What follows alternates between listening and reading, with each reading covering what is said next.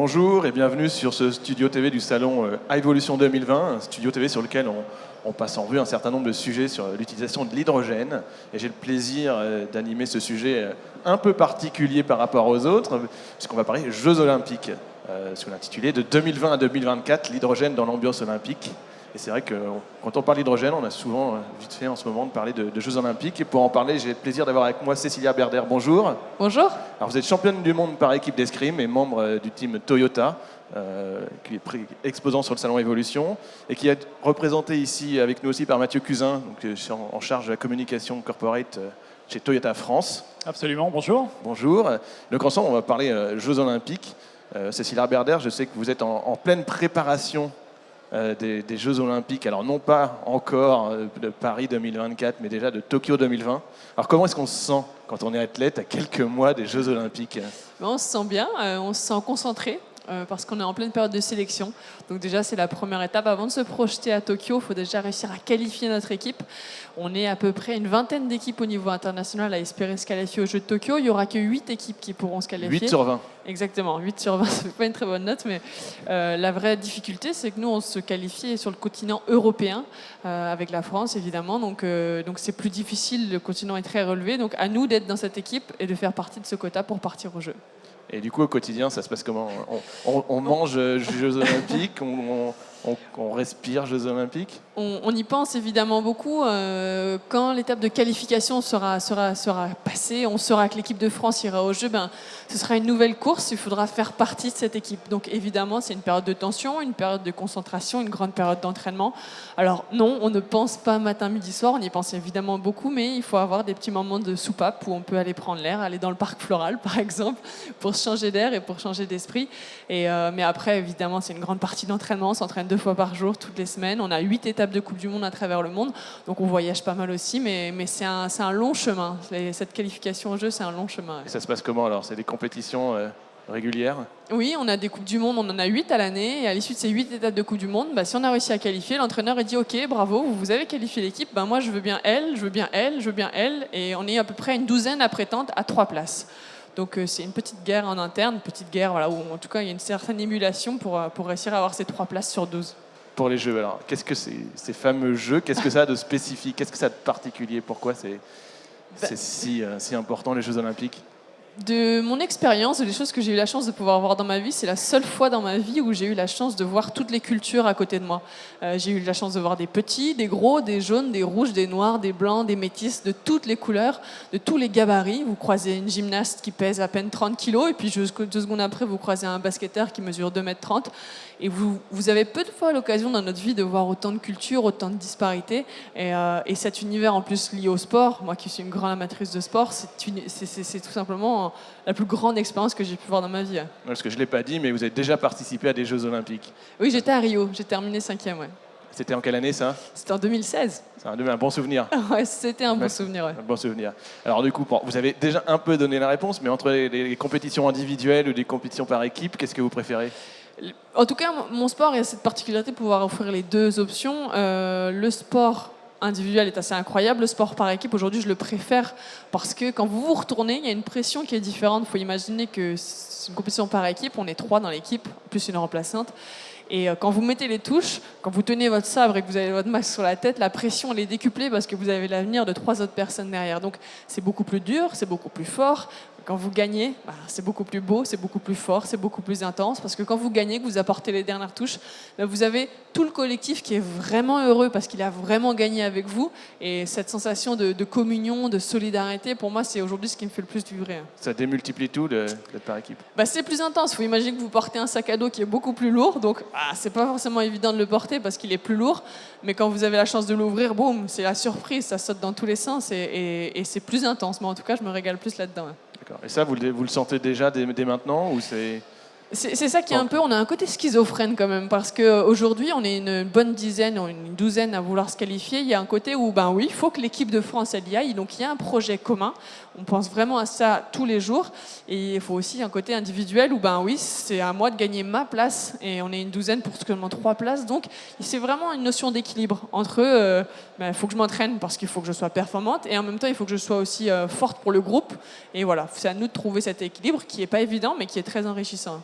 Si je vous demande un souvenir des derniers Jeux Olympiques, ça serait quoi? C'était à Rio, donc c'est il y a déjà 4 ans. Il y en a quand même plusieurs qui me viennent à l'esprit, mais si je dois en garder un, j'ai eu la chance de faire la cérémonie d'ouverture. Donc là, c'est vraiment quand c'est votre tour, qu'on était derrière Teddy Riner et quand vous rentrez. Moi, j'avais la chance d'être à côté de Tony Parker. Il y a à peu près rien qui nous rassemble finalement, un grand sport professionnel, plus âgé, qui était en fin de carrière, qui est beaucoup plus riche que moi, qui avait déjà vu des Jeux Olympiques, qui est une méga star. Tous les 2 mètres, quelqu'un l'a arrêté pour demander un selfie, demander méga star, Tony Parker, j'ai pas besoin de le justifier. Et pourtant, quand on est rentré ensemble dans ce stade olympique, eh ben, lui comme moi, on vibrait de la même façon. Il était émerveillé par tout ce qu'il voyait, il n'en revenait pas. Et je me suis dit, ok, ce gars-là qui a je sais pas combien de bagues en NBA, qui a gagné je ne sais combien de trophées, il vibre autant que moi, parce que c'était ça la magie des Jeux, et clairement, c'était un de mes plus beaux souvenirs. Alors, je vais vous poser un peu la même question. Alors, je ne vais pas vous demander, Mathieu Cuisin, votre meilleur souvenir, mais quoique vous en avez peut-être aussi, hein, vous pouvez nous le dire. Mais déjà, pourquoi est-ce que pour vous, chez Toyota, c'est important les Jeux Olympiques? Qu'est-ce qui fait que c'est aussi un événement particulier? Est-ce qu'on vibre aussi pareil comme les athlètes? On vibre bien sur les Jeux Olympiques et Paralympiques chez Toyota. Ce qui est très important, ce sont les valeurs du sport qu'on retrouve chez Toyota et qu'on souhaite mettre en avant et partager à travers notre partenariat avec les Jeux Olympiques et Paralympiques. Est-ce que vous parlez de partenariat, parce que vous êtes partenaire du coup des Jeux Olympiques? Oui, tout à fait. Depuis plusieurs sessions déjà? Oui, et qui vont nous emmener jusqu'à Paris 2024. D'accord. Alors, avant de parler de Paris 2024, Tokyo 2020 déjà, qu'est-ce que ça représente pour Toyota? Tokyo 2020, pour Toyota, c'est une superbe vitrine. C'est déjà au Japon. Et ça sera l'occasion pour Toyota de proposer des nouveaux moyens de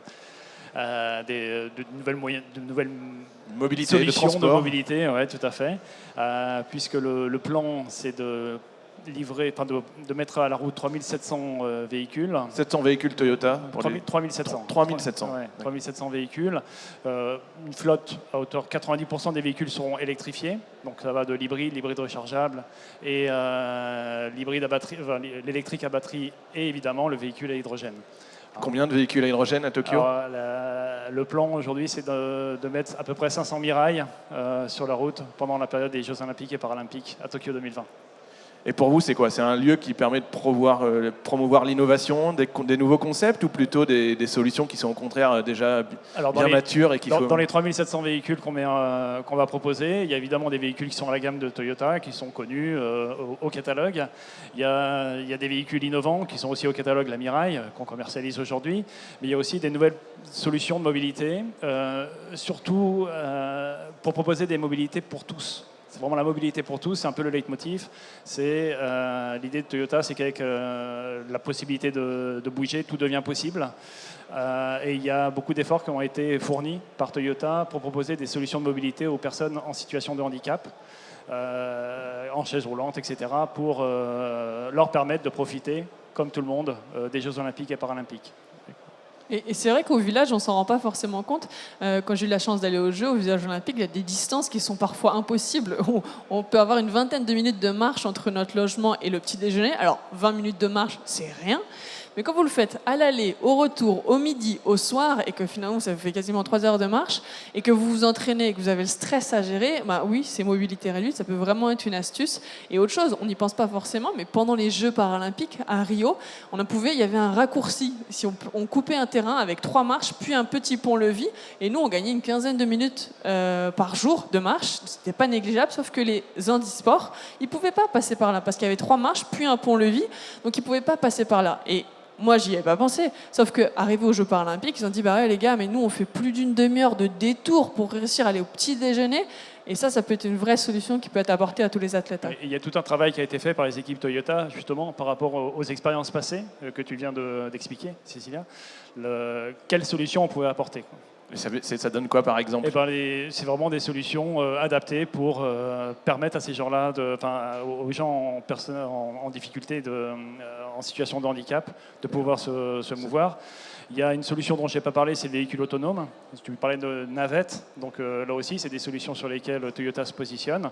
Et on aura le plaisir de faire une belle démonstration d'un véhicule qui s'appelle la e-Palette et qui est un véhicule autonome et qui est tout à fait adaptable pour la mobilité des personnes en situation de handicap.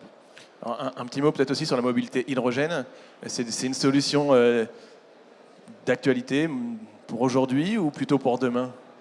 C'est une solution concrète d'aujourd'hui. Et on y travaille pour en faire la solution, enfin une des grandes solutions de demain. Mais aujourd'hui, concrètement, si vous voulez un véhicule à hydrogène, il existe. Si vous voulez prendre un taxi à hydrogène, il existe. Il y en a un dans la cour à côté. Et il y en a plus d'une centaine qui circulent dans Paris. Tout ça, ça se développe. Mais aujourd'hui, c'est une réalité. Alors vous l'avez cité, 2024 tout à l'heure, Paris 2024. On ne va pas avoir à attendre 2024 pour voir des véhicules hydrogène. Si je comprends bien, il y en a déjà. Mais vous, qu'est-ce que vous attendez de Paris 2024 ? Paris 2024, on va dire, c'est la prochaine étape pour Toyota pour faire la grande promotion mondiale de la mobilité à hydrogène. C'est pour ça qu'on se positionne aussi dès aujourd'hui pour développer la mobilité à hydrogène dans Paris, avec notre partenariat avec les taxis Hype, pour essayer dès maintenant de faire développer cette flotte et de démontrer et d'être capable de démontrer au monde que la mobilité à hydrogène, c'est une réalité. Et voilà.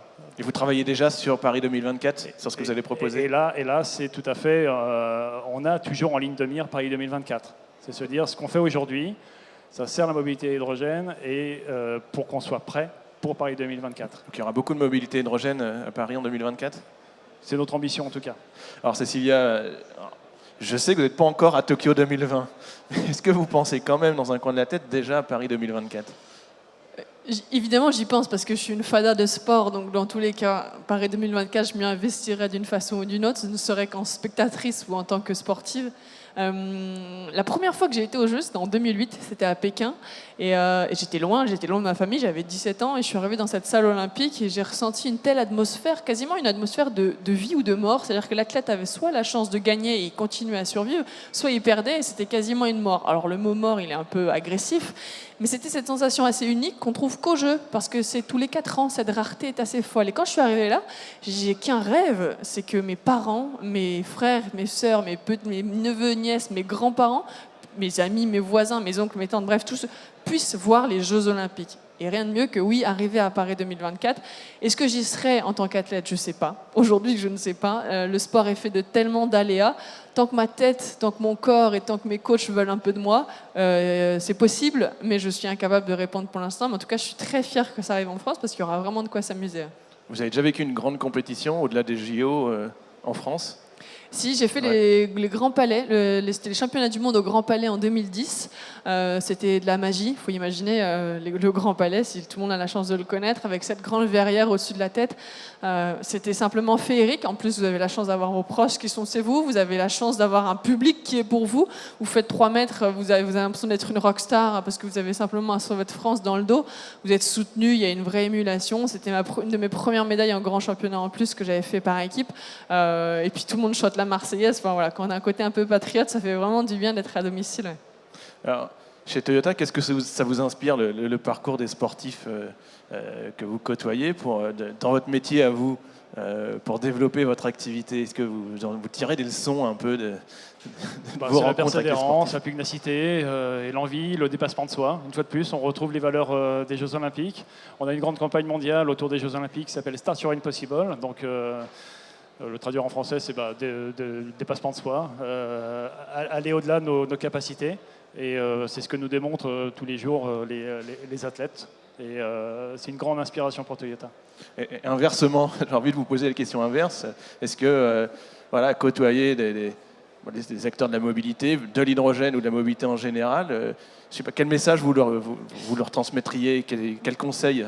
La mobilité hydrogène, c'est un peu comme des challengers dans une compétition face aux grands favoris.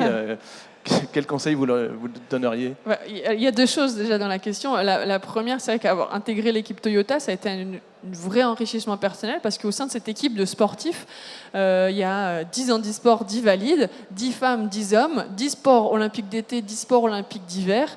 Et cette mixité, cette diversité, elle est vraiment hyper enrichissante. Deuxième chose, c'est qu'au sein de cette équipe, on rencontre des gens de chez Toyota, on rencontre des métiers, on rencontre une entreprise, on rencontre une fête. On a été comment est-ce que les voitures sont designées, par exemple, mais des choses qui nous paraissent complètement impossibles quand vous avez le masque sous la tête, que vous êtes tellement dans votre activité sportive.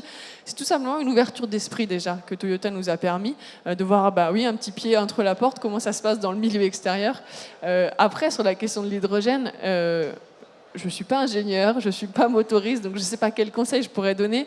La seule chose de ma petite expérience de sportif que je pourrais donner, qui marche bien, alors je sais, être sûr de ses forces. Ça, c'est hyper important, être sûr de ses forces, parce que c'est typiquement, j'imagine très bien, le milieu de la voiture, c'est un milieu très concurrentiel, avec énormément d'innovation tous les jours et avec énormément de concurrence. Et être sûr de ses forces, être sûr de ses qualités, ça, pour un sportif et pour un milieu concurrentiel, c'est hyper intéressant. Et parce que moi, j'ai cette fibre écolo aussi, avoir ce sentiment de curiosité, attiser sa curiosité, être dans la recherche perpétuelle. Ça, je suis persuadée que ça marche et j'ai rien à apprendre pour tous les gens qui travaillent dans ce domaine-là. Mais moi, je sais qu'en tant que sportif, plus je suis forte, c'est plus je suis curieuse, plus j'apprends, plus je regarde, plus je l'observe, plus je me dis, OK, lui, il sait maîtriser ça, OK, moi, demain, je peux y arriver. Et cette curiosité permet vraiment de grandir et je suis très optimiste pour la suite. Ouais. Bon, du coup, on va vous souhaiter la même chose pour les qualifications. Merci. C'est quand la prochaine date? Début mars. On part en Grèce. Ouais. On part en Grèce, à Athènes. Grèce. À Athènes. À côté du village olympique de Jeux de 2004. Vous ne l'accompagnez pas en Grèce? Non. Faut qu'on en parle. Bon, en tout cas, bon courage Merci. pour ces qualifications. Et puis, on vous suivra de toute façon en 2020 déjà et en 2024. Okay. Merci beaucoup. Merci bien.